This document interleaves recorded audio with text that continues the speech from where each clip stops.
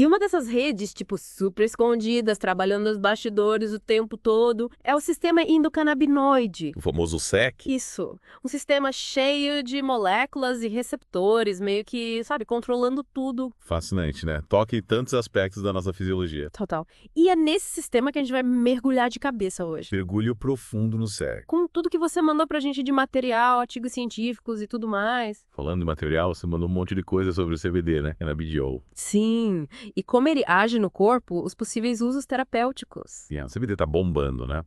Mas a gente vai além do hype, vamos direto na ciência. É isso aí. A gente vai destrinchar tudo pra você entender direitinho o que é esse tal de SEC, como o CBD interage com ele, o que a ciência realmente diz, sem ficar preso em jargões técnicos. Sem grego, sem latim, direto ao ponto.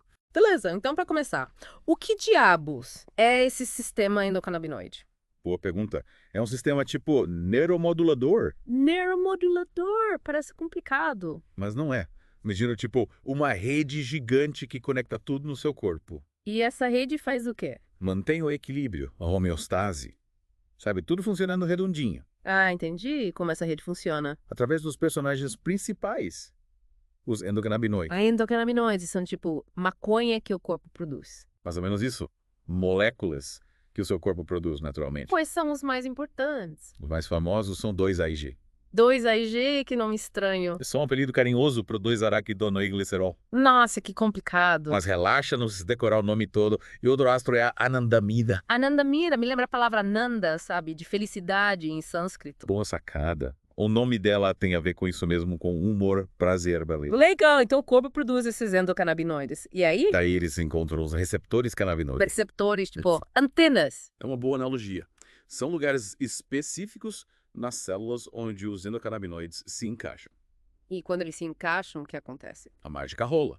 As células recebem a mensagem e, reagem de várias maneiras. Entendi. E esses receptores, quais são os mais importantes? Os mais badalados são o CB1 e o CB2. CB1, CB2? Parece nome de robô. Mas são só nomes, tá? O importante é saber que eles estão espalhados pelo corpo todo. Fazendo o quê? Controlando um monte de coisa. Emoções, apetite, sono, dor. Nossa, que poder! O SEC é tipo um maestro, sabe? Coordenando várias funções do corpo. Falando em maestro, você mencionou que o SEC está ligado a umas condições, tipo autismo, TDAH. Sim, transtornos do neurodesenvolvimento. Então quer dizer que o SEC pode funcionar diferente em quem tem essas condições. Essa é a hipótese. Mas ainda estão pesquisando para entender direitinho. A ciência é um quebra-cabeça, né? Cada peça no seu lugar. Exatamente. Mas já tem umas pistas interessantes. Por exemplo, em modelos animais de autismo. Modelos animais. Tipo ratinhos de laboratório. É isso aí.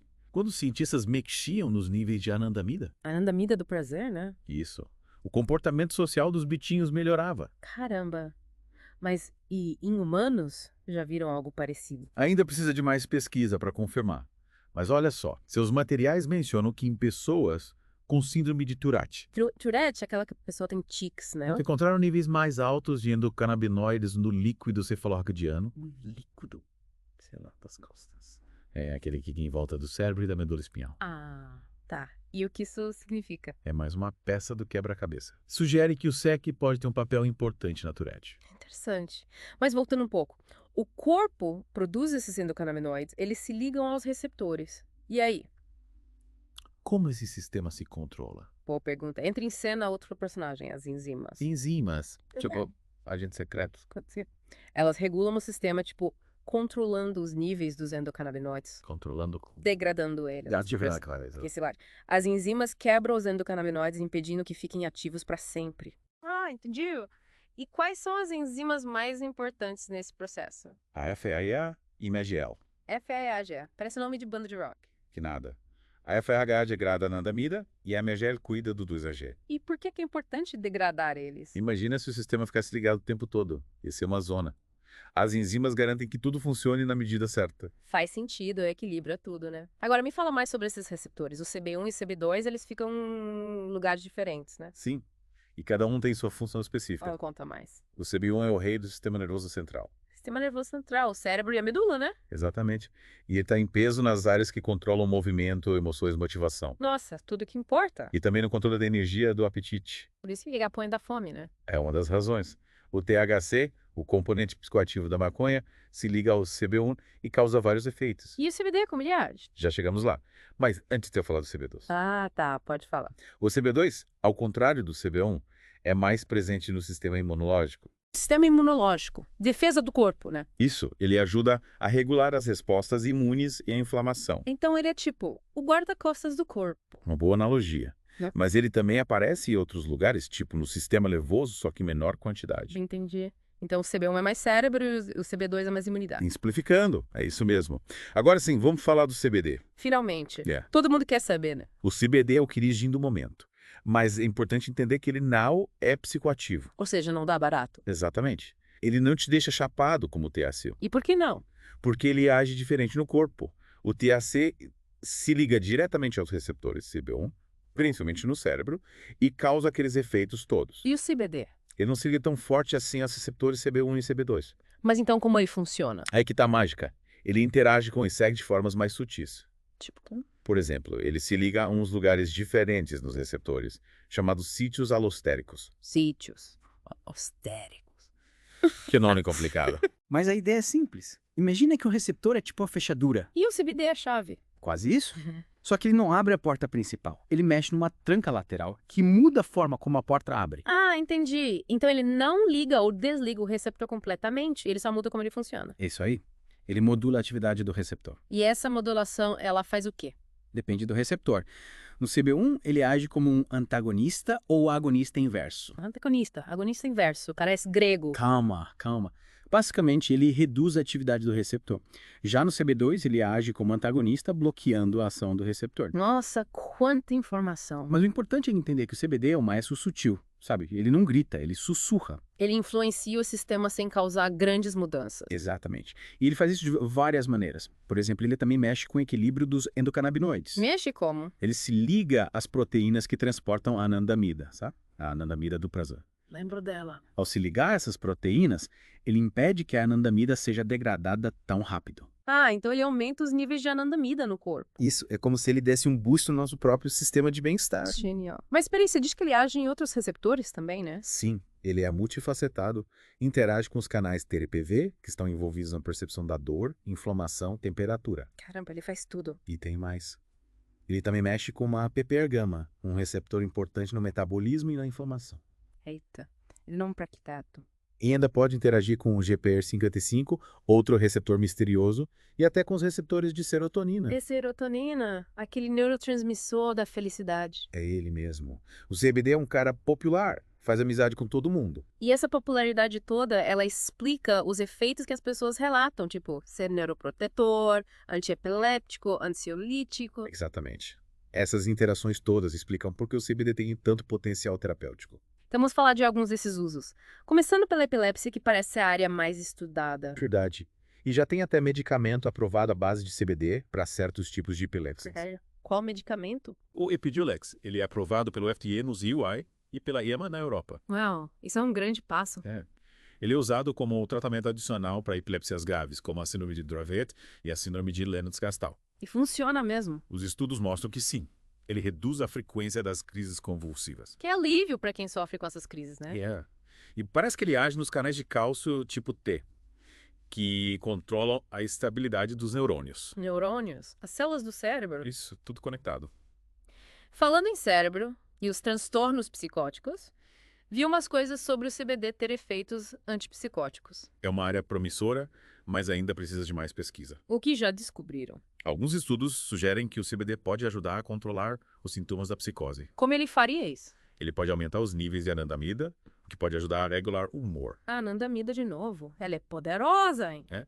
E o CBD também pode facilitar a ação da serotonina e ativar os canais TFPV1, que também podem ter efeitos antipsicóticos. E já testaram isso em pessoas? Sim, teve um estudo que comparou o CBD com o antipsicótico tradicional, a misoprada. E qual foi o resultado? O CBD teve resultados parecidos com o medicamento, mas com menos efeitos colaterais. Caramba, isso é importante, né? E os pacientes que melhoraram com o CBD também tiveram aumento nos níveis de anandamida. Legal, mas nem tudo são flores, né?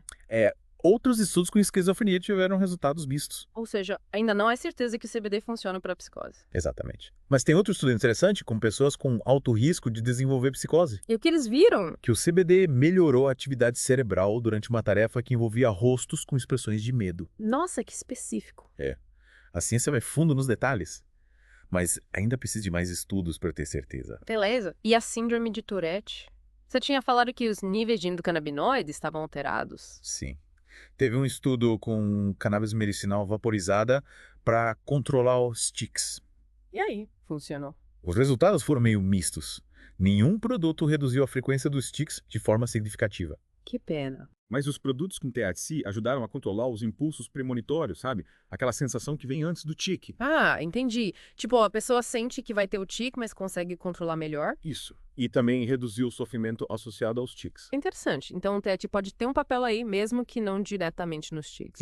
E lembrando que os níveis de endocannabinoides no líquido cefalorraquidiano estavam alterados. Mais uma peça do quebra-cabeça da Tourette. Exato. E o autismo. O que o CBD pode fazer por quem está no espectro. É uma área complexa, com muitas variáveis. Mas a pesquisa com animais é promissora. Animais, de novo. Os ratinhos. Sim. Eles viram que manipular os níveis de anandamida melhorou o comportamento social dos bichinhos. Legal. E em humanos? Teve um estudo com CBD em crianças e adolescentes com autismo, mas os resultados foram mistos. O que eles viram? Alguns efeitos colaterais, tipo sonolência, falta de apetite, perda de peso. E em relação aos sintomas do autismo? Aí que está o problema. Os estudos usam tipos diferentes de tratamento, com CBD puro ou extrato da planta inteira, com ou sem THC. Então fica difícil comparar, né? Exatamente. E também tem a questão da dosagem da idade dos participantes. Cada caso é um caso, né? Mas tem uma hipótese de que o CBD possa afetar as áreas do cérebro ligadas ao processamento social. Seria incrível se ele pudesse ajudar com a interação social, né? Seria. Mas ainda precisa de muito mais pesquisa para confirmar. E o TBD, o CBD pode ajudar. Tem um estudo rolando agora para investigar isso, usando óleos ricos em CBD e CBG, CBG? O que é isso? outro canabinoide, mas ainda não tem muita evidência conclusiva sobre o CBD e o TDAH. Ah, tá. Então vamos aguardar os resultados da pesquisa. Isso. A ciência é paciente. E a ansiedade. O CBD é famoso por ser calmante, né? Sim. E tem estudos que comprovam isso. O CBD pode reduzir a ansiedade em várias situações. Isso. Em pessoas saudáveis, durante um discurso em público, por exemplo. Nossa, pra quem tem medo de falar em público, seria uma mão na roda. E também em pessoas com transtorno de ansiedade social. Que legal! E como ele faz isso? Ele age nos receptores de serotonina 5-HT1A, que estão ligados ao humor e à ansiedade. E tem alguma dose específica que funciona melhor? Um estudo mostrou que 300 mg de CBD reduziu a ansiedade. 300 miligramas. É bastante, né? É. Mas a dose ideal pode variar de pessoa para pessoa. E a dor? O CBD também é usado para isso, né? Sim, a dor é um problema complexo com vários tipos diferentes. Tipo, dor por lesão, dor nos nervos, dor por inflamação, dor crônica. Nossa, quanta dor. E o CBD pode ajudar em alguns casos. Ele tem propriedades anti-inflamatórias e analgésicas. Ou seja, ele combate a inflamação e alivia a dor. Isso. Teve um estudo com extrato de cânhamo rico em CBD em pacientes com dor crônica. E o que eles viram? Que o CBD reduziu o uso de opioides e melhorou a qualidade de vida dos pacientes. Opioides? Aqueles remédios fortes para dor. Isso. Que podem ter vários efeitos colaterais. Então o CBD seria uma alternativa mais natural. É uma possibilidade. Mas precisa de mais estudos para confirmar. E o câncer? O CBD pode ajudar no tratamento. A pesquisa ainda está engatinhando nessa área. Mas o que já descobriram? Em laboratório, o CBD inibiu o crescimento de células cancerosas. Caramba. Isso é promissor. É. Mas ainda precisa ser testado em humanos. E os efeitos colaterais da quimioterapia? O CBD pode ajudar. Alguns estudos mostraram que ele pode reduzir náuseas e vômitos. Seria um alívio tanto para quem faz quimio, né? É, mas os resultados ainda são inconsistentes. Ou seja, mais pesquisa é necessária. Sempre. E o diabetes? O CBD pode ter algum papel? O CBD tem propriedades anti-inflamatórias e antioxidantes, o que pode ser bom para o diabetes. Diabetes tipo 1 e tipo 2. Isso. No tipo 1, ele pode proteger as células que produzem insulina. E no tipo 2? Teve um estudo com o CBD e THCV em pacientes com diabetes tipo 2. THCV ou tocannabinoide. E os resultados foram interessantes. O THCV reduziu a glicose em jejum e melhorou a função do pâncreas. E o CBD? Ele diminuiu a resistina, uma substância que aumenta a resistência à insulina, e aumentou um peptídeo que regula a glicose. Nossa, que legal! Mas e a Covid-19, essa pandemia que bagunçou o mundo? Acredito que o CBD pode ter um papel aí também. Sério? Como? Um estudo mostrou que ele inibiu a infecção pelo vírus da Covid em laboratório. Oh! E outro estudo, com profissionais de saúde na linha de frente, mostrou que o CBD reduziu os sintomas de burnout. Burnout, aquela exaustão física e mental, né? Isso. Nossa, que importante. Mas ainda é cedo para comemorar, né? São só estudos preliminares, precisa de mais pesquisa para confirmar. E para finalizar, vamos falar de estresse e trauma.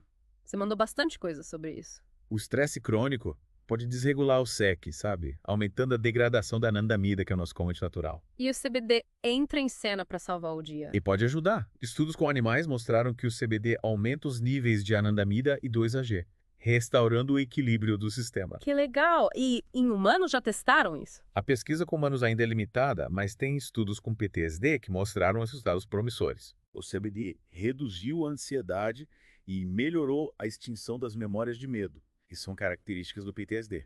Nossa, isso é muito importante para quem sofreu um trauma. Mas é preciso ter cuidado com o DHC, que pode piorar os sintomas de estresse e ansiedade. Entendi. Então o CBD pode ser um aliado no combate ao estresse e ao trauma, mas o THC nem tanto. É isso aí. Agora, falando um pouco do THC, a gente sabe que ele causa a onda, né? Mas qual a principal diferença entre ele e o CBD?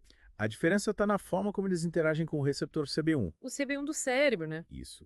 O THC se liga direto no CB1 e ativa ele, causando a euforia e as alterações sensoriais. E o CBI? Ele não se liga tão forte assim no CB1, ele pode até bloquear a ação do THC. Ah, entendi. Então o CBD é tipo o responsável da dupla. Pode ser?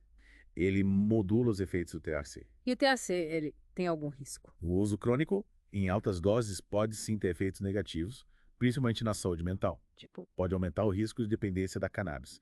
E pessoas vulneráveis até de psicose. psicose! Aquelas alterações da realidade, com delírios e alucinações. Isso. Por isso é importante usar com moderação e responsabilidade. Com certeza. E pra gente finalizar, quais são os pontos mais importantes que você tira de toda essa pesquisa? Primeiro, que a pesquisa com CBD ainda está no começo. A gente viu que os estudos usam doses diferentes, tipos diferentes de CBD com sem THC. Isso dificulta comparar os resultados e saber o que funciona de verdade. A ciência precisa de um padrão, né? Exatamente. Segundo ponto. Precisamos de mais estudos de alta qualidade com metodologia rigorosa. Tipo com grupo controle placebo. Isso. Para ter certeza dos efeitos do CBD e da segurança dele. E o terceiro ponto? A regulamentação do CBD ainda é um desafio. Tem muito produto por aí sem controle de qualidade, né? Exatamente. Precisa ter cuidado com a procedência do CBD, com a composição dele, para ter certeza do que você está consumindo. Com certeza. A saúde é coisa séria, né? Sem dúvida. Então, no fim das contas, o CBD é promissor, mas ainda precisa de mais pesquisa e regulamentação. É isso aí. Mas é fascinante ver o potencial que ele tem. Demais. O SEC é um sistema incrível e o CBD é um personagem intrigante nessa história toda. Com certeza. E a gente ainda tá só começando a desvendar os mistérios dessa dupla. E aí fica a pergunta. O que mais a gente vai descobrir sobre o SEC e o CBD no futuro? Quais outras aplicações terapêuticas vão surgir? Quais os desafios éticos que vamos enfrentar? É muita coisa para pensar, a ciência não tem fim, né? Nunca. E essa busca por conhecimento é o que nos move. Valeu por mergulhar nesse mundo com a gente. Foi um prazer. Até a próxima. Tchau.